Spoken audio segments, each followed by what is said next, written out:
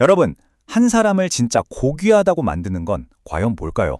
오늘 우리는 이 오래된 질문에 대한 아주 놀랍고도 현대적인 답을 찾아 2500년 전 인도로 시간여행을 떠나볼 겁니다. 자, 같이 한번 들어가 보시죠. 본격적으로 이야기를 시작하기 전에 우리 스스로에게 한번 질문을 던져볼까요? 한 사람의 가치라는 게 그 사람이 어떤 가문에서 태어났는지, 소위 말하는 혈통으로 정해지는 걸까요? 아니면 그 사람이 어떤 삶을 살고 어떤 행동을 하는지로 정해지는 걸까요? 바로 이 질문이 오늘 우리가 파헤칠 이야기의 가장 핵심적인 부분입니다.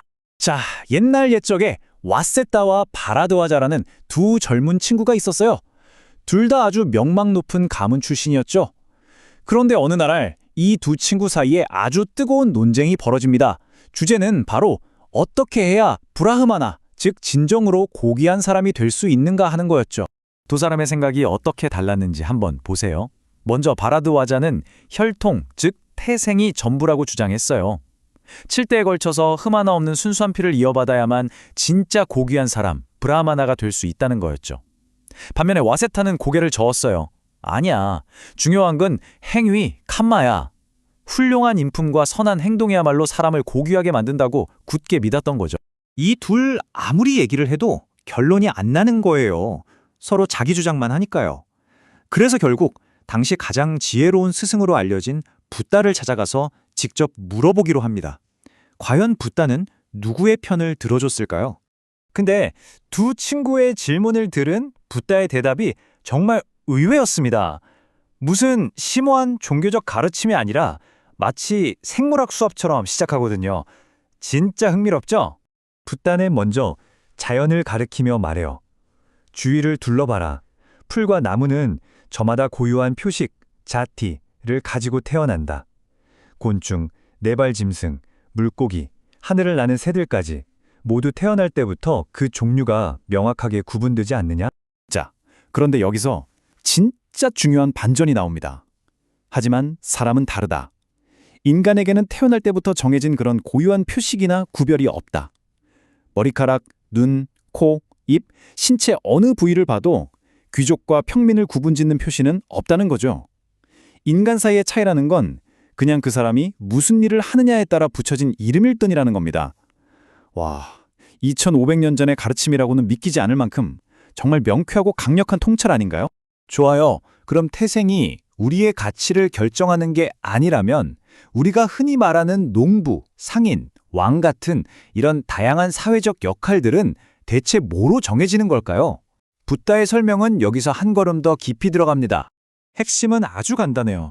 어떤 사람이 소를 돌보는 행위를 하니까 그를 농부라고 부르는 것이지 농부 가문에서 태어났기 때문이 아니라는 겁니다. 마찬가지로 장사를 하면 상인이 되고 무기를 들고 싸우면 병사가 되고 나라를 다스리는 행위를 하면 왕이 되는 거죠. 우리의 정체성은 핏줄이 아니라 바로 지금 우리가 아는 행위가 결정한다는 겁니다. 자, 이제 이야기의 클라이맥스입니다. 붓다는 브라마나, 그러니까 진정으로 고귀한 사람이라는 이 단어의 의미를 완전히 새로 정의해버립니다. 이제부터의 이야기는 태생이나 직업 같은 겉모습이 아니라 오직 우리 내면의 품성과 덕에 대한 이야기입니다. 붓다는 마치 한편의 시처럼 진정한 브라흐마나가 어떤 사람인지 설명하기 시작해요. 첫째, 그는 모든 정신적인 족쇄, 즉 번뇌를 다 끊어내서 더는 두려움에 떨지 않는 사람입니다.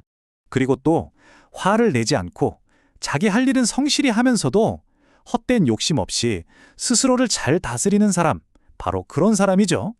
결국 내면의 평화와 자기절제, 이게 바로 고귀함의 증거라는 겁니다. 이 비유 정말 멋지지 않나요? 연잎에 물방울이 스며들지 않고 또르르 굴러 떨어지는 것처럼, 바늘 끝에 겨자씨가 올라앉지 못하는 것처럼 세상의 온갖 감각적인 즐거움에 집착하거나 더럽혀지지 않는 그런 순수한 마음을 가진 사람, 그 사람이 바로 브라마나라는 거죠.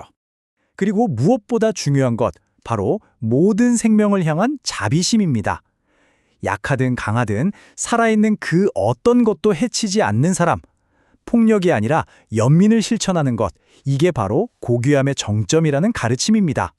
자, 이제 드디어 두 친구의 기나긴 논쟁에 대한 최종 판결의 시간입니다. 붓다는 지금까지의 모든 설명을 하나로 모아서 이 이야기의 핵심 결론을 딱 하고 내려줍니다. 오늘 이야기의 핵심 단어 2개 다시 한번 짚어볼까요? 먼저 잣띠, 즉 태생. 이건 그냥 우리가 태어난 생물학적인 사실일 뿐, 그 이상도 이하도 아니에요. 우리의 가치를 정하지 못하죠. 반면에 깜마, 바로 우리의 행위가 우리 자신을 만들고 우리라는 존재를 정의하는 진짜 힘이라는 겁니다. 그리고 마침내 붓다는 이렇게 선언합니다. 태생으로 브라마나가 되는 것이 아니며 태생으로 브라마나가 아닌 자가 되는 것도 아니다. 오직 행위로 브라마나가 되며 행위로 브라마나가 아닌 자가 될 뿐이다. 이 한 문장으로 모든 논쟁이 끝나는 순간입니다. 이 명쾌하고 강력한 가르침 앞에서 와세타와 바라드와자는 그야말로 할 말을 잃었을 겁니다. 두 사람은 자신들의 오랜 논쟁이 완전히 해결되었음을 깨닫고 붓다의 가르침에 마음 깊이 귀의하게 되죠. 2500년 전의 이 이야기가 지금을 사는 우리에게 정말 많은 걸 생각하게 만들지 않나요? 가만히 한번 돌아보세요. 우리는 지금 무엇으로 다른 사람을 판단하고 있나요? 그 사람의 집안 배경, 학벌, SNS 팔로워스 같은 태생에 가까운 것들인가요? 아니면 그 사람이 실제로 보여주는 친절함, 정직함, 타인을 향한 따뜻한 마음 같은 행위인가요? 이 고대의 지혜가 오늘 우리 스스로를 돌아보는 거울이 되었으면 좋겠습니다.